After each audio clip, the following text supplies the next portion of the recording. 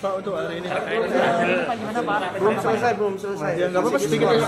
Sedikit aja, Pak. Ada berapa saksi Pak tadi Pak yang Ada berapa saksi Pak?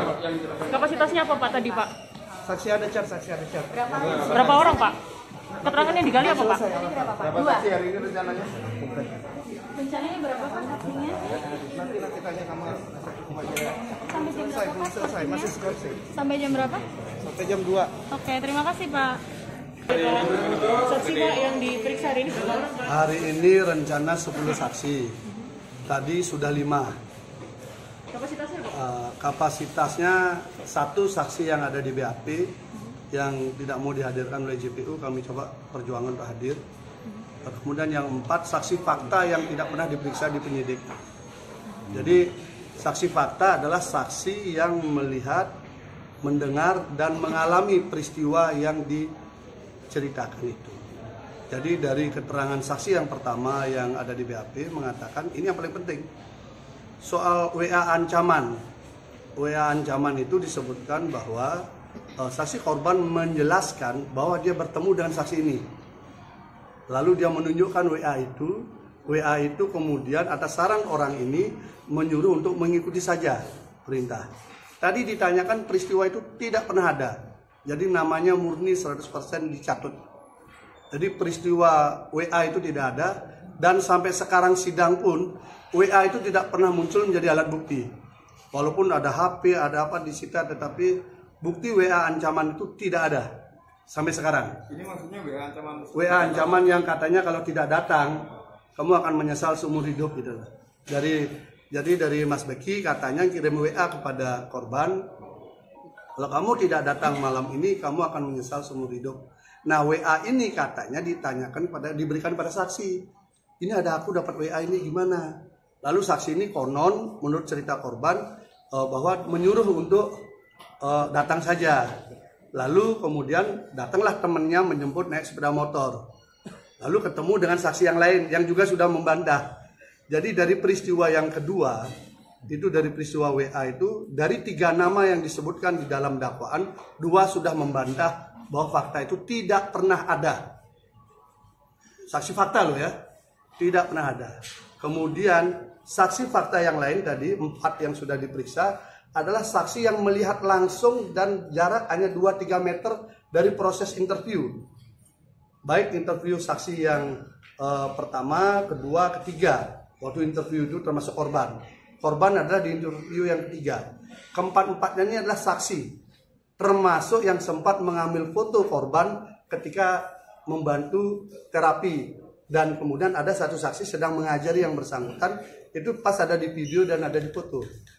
Jadi fotonya ada, videonya ada, orangnya senyum-senyum, orangnya gembira. Tapi dikonstruksikan peristiwa di hari itu adalah ada pemerkosaan.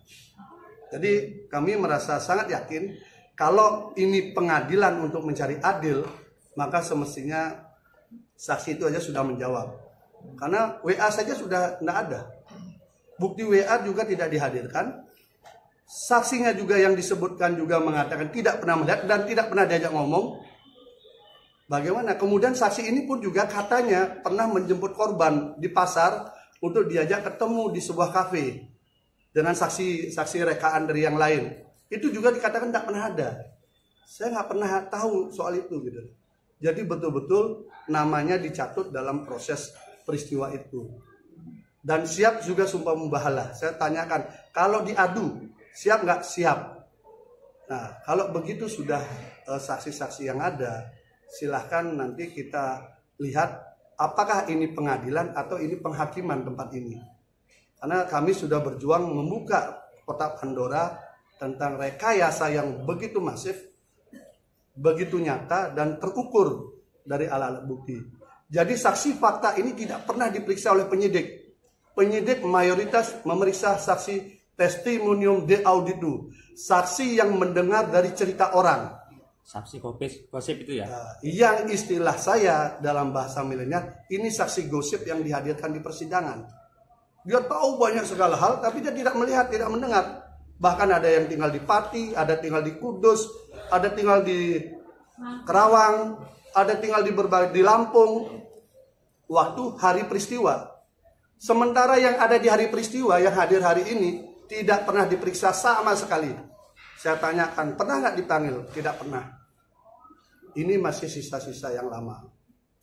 Kita sangat sedih juga melihat cara pemberkasan kasus seperti ini. Saksi fakta tidak ditelusuri, tidak digali secara mendalam. Saksi fakta ini mereka ketemu, ada fotonya, ada videonya, mereka ngajari semua. Tidak diperiksa. Untung mereka bisa hadir. Untung mau mereka hadir untuk menjadi saksi.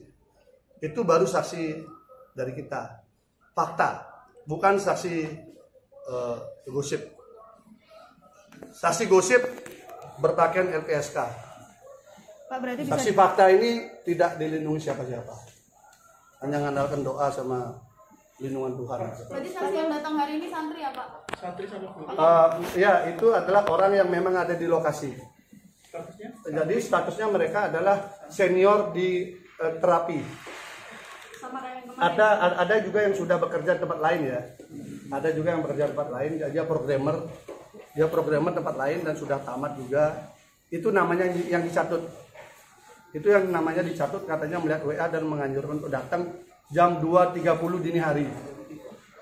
Ya kalau dalam cerita fiksi memang menyeramkan kisahnya. Tapi yang namanya fiksi, kembali lagi ya fiksi, bukan fakta. Mas Beki kenal sama saksi yang datang hari ini nggak, Pak? Ya kenal, semua kenal. Apakah senior yang dihadirkan adalah orang yang memberi pelatihan saat hari yang disebut itu, Pak? Ya, yang hari peristiwa kedua. Karena tanggalnya ada, fotonya itu kan ada di rekam jejak digitalnya kan ada. Jejak digitalnya itu terlihat pada tanggal 18 Mei, persis tanggal yang diakui oleh korban dia diperkosa yang kedua. Persis.